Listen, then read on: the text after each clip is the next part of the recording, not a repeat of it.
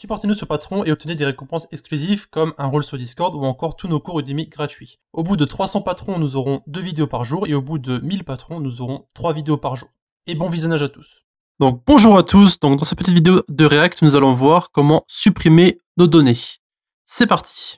Alors de retour sur notre fichier list.js, donc si vous ne savez pas comment l'ouvrir, c'est CTRL-P et vous marquez list ici, donc ou alors simplement dans l'Explorer ici pour l'ouvrir, comme vous voulez, ça n'a aucune importance. Donc ce qu'on va faire, c'est qu'on va un peu modifier notre fichier ici afin de pouvoir supprimer nos données plus facilement. Et vous allez voir que ça va être beaucoup plus sympathique à faire. Donc dans notre app.js, si vous vous souvenez bien ici, nous avons importé dans notre composant le namelist qui est ici. Et on avait récupéré directement par rapport aux props. Par contre, ce qu'on peut faire ici, éventuellement, c'est mettre tout ça dans une fonction. Donc avec la déstructuration, on appelle ça. Donc vous mettez d'abord les crochets et ensuite, non, d'abord les parenthèses et ensuite les crochets.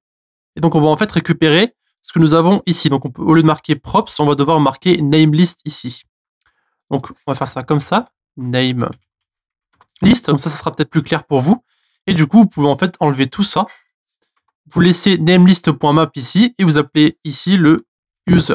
Donc en fait, on récupère directement namelist de notre liste ici, qu'on va utiliser ici grâce aux paramètres qu'on a entrés sur notre fonction. Et on va renommer en fait notre data ici users. Donc ce qu'on a mis ici. Du coup, on va d'abord exporter ici users dans notre div. Et vous pouvez voir que ça change en fait rien du tout. L'application reste la même. C'est juste que ça va être beaucoup plus utile pour utiliser plusieurs paramètres qu'on pourra mettre ici en fait. Ce qu'on va faire dans un instant.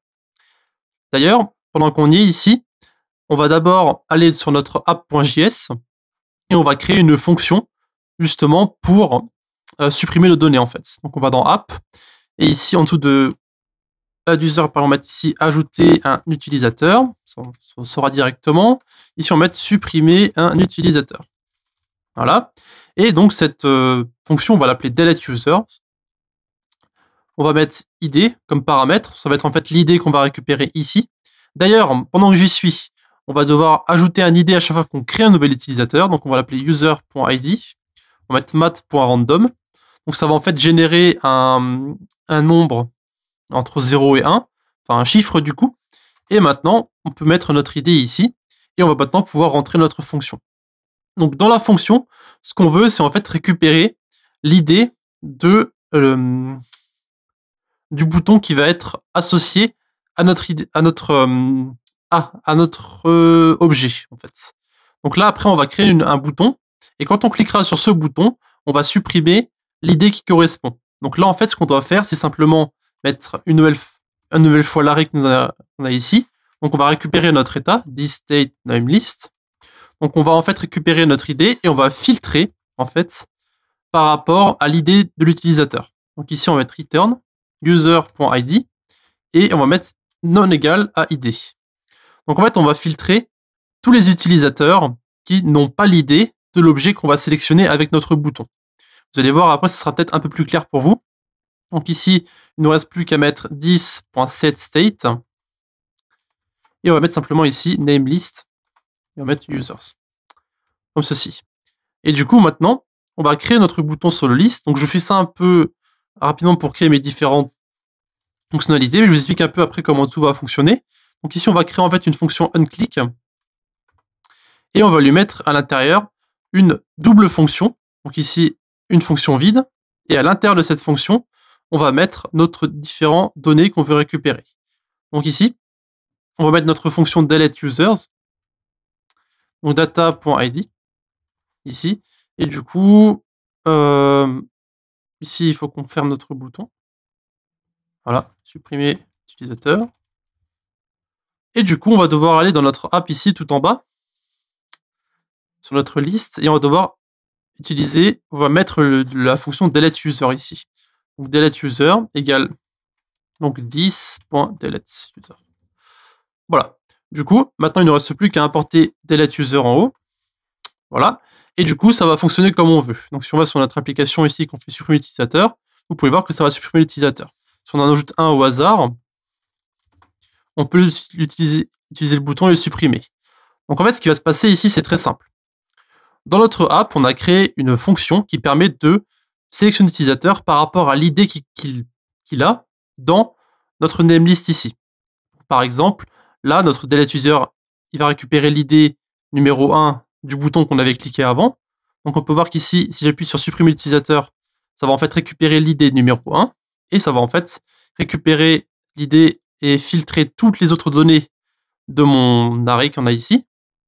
Donc en fait, la copie de l'array que j'ai ici ne va avoir que cet objet que j'ai ici. Parce qu'en fait, j'ai filtré tous les autres utilisateurs qui possèdent un autre ID que l'id numéro 1.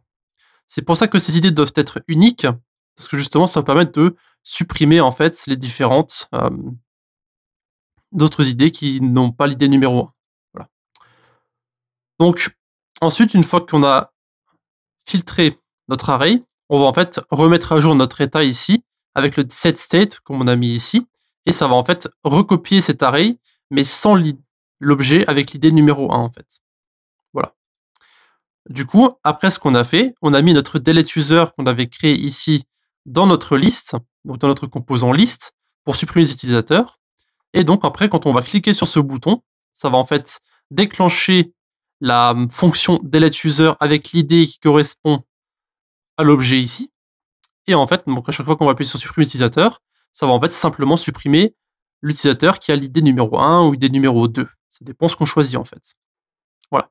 Et donc ici, si on met une fonction à l'intérieur de notre onClick, c'est parce qu'en fait, on ne veut pas que la fonction qu'on a ici, delete user, ne se déclenche à chaque fois qu'on relance la page. Parce que si vous ne mettez pas ici votre fonction, ce qui va se passer, c'est que ça va déclencher ici la fonction sans le vouloir à chaque fois qu'on va relancer notre navigateur. Donc ici, ce qu'on fait, c'est simplement on met une fonction, et du coup, à chaque fois qu'on va cliquer sur le bouton, ça va déclencher notre delete user ici. Voilà. Et du coup, en fait, le fait d'avoir mis nos différentes données ici au-dessus dans notre props, enfin dans notre fonction ici, donc ce qu'on a là, delete user et namelist, ça permet justement de ne pas avoir à utiliser le 10.props, mais de directement utiliser notre delete user qu'on a mis ici dans notre fonction. Voilà. Donc je sais que ça fait beaucoup de choses à voir en même temps, mais gardez en tête que si vous créez une fonction ici, vous pouvez la mettre dans votre composant et vous pouvez ensuite directement l'utiliser ici entre les différents crochets. Ensuite, vous pouvez l'utiliser directement dans votre code. Ça évite d'avoir 10.props, .delete user, etc. Encore une fois, ce sera tout pour la suppression de données. Donc, on va commencer à accélérer petit à petit pour pouvoir voir comment fonctionne React et Redux, parce que c'est quand même le but d'ici du tutoriel. Donc, si vous avez des questions à poser, encore une fois, vous avez le Discord de la communauté ou bien encore les commentaires de YouTube. Et on se retrouve dans un instant dans la prochaine lecture. À de suite. De plus, n'hésitez pas à visiter nos différents réseaux, donc eux aussi dans la description, Discord, notre blog, Facebook, Twitter, Google+, etc.